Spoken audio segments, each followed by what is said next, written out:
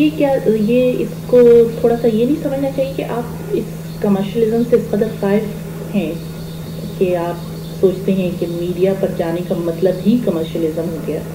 تو کیا یہ کہہ سکتے ہیں کہ پاکستان کی فضا ماحول سازگار نہیں ہے؟ وہ میں نے عرض کیا ماحول تو یہاں کبھی سازگار نہیں رہا.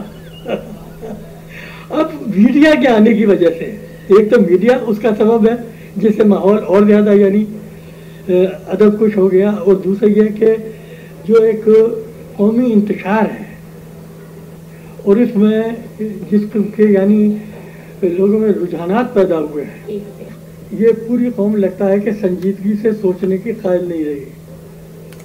اس کی سیاست اگر آپ دیکھیں یعنی نمائندگی تو وہاں ہوتی ہے کہ بھئی کس قسم کے لوگ جو ہیں منتخب ہو کر جا رہے ہیں، ہماری اسمبلی میں جا رہے ہیں، کون لوگ جو ہیں حکمرانی کر رہے ہیں، کن لوگوں نے ملک کو چلانا ہے. تو آپ اس نقشے پر نظر ڈالیں تو آپ کو ایک ذہنی ناداری کا پتہ چلے گا. تو ایسا لگتا ہے کہ اس پوری قوم نے سوچنا چھوڑ دیا ہے، اور اگر سوچتی بھی ہے یعنی ایک تو مولویوں کے چنگل میں یہ قوم آ گئی ہے.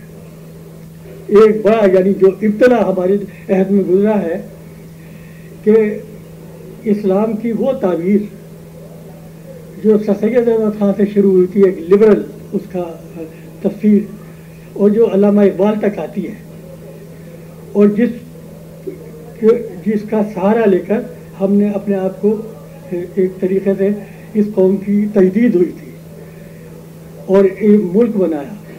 اور وہ اسلام، وہ لبرل اسلام جو تھا ہماری طاقت بن چلا تھا کہ بیچ میں مولوی آ گیا. اب وہ ساری جو لبرل اسلام والی روایت تھی وہ پیچھے چلی گئی. اب وہ ایک اپنی سارے جو جسے بنیاد پرستی کہتے ہیں، نئی اسلام ہے، وہ مرکز بن گئی، اور وہ اسلام نظر لوگوں کو یہ احساس ہونے لگا کہ یہی اسلام ہے. تو اس اسلام میں جو اس قوم کا ایمان ہے تو اس سے میں بہت خوف زدہ ہوں. اور یہ جو ہے اسلام، اور یہ جو ہے اس قسم کا اسلام جو ہے، یہ کسی سنجیدہ چیز کو، کسی تخلیقی سرگرمی کو نہیں پنپنے دے گا. دہشت گردی پنپ سکتی ہے، باقی کوئی چیز سنجیدہ سرگرمی نہیں پنپ سکتی.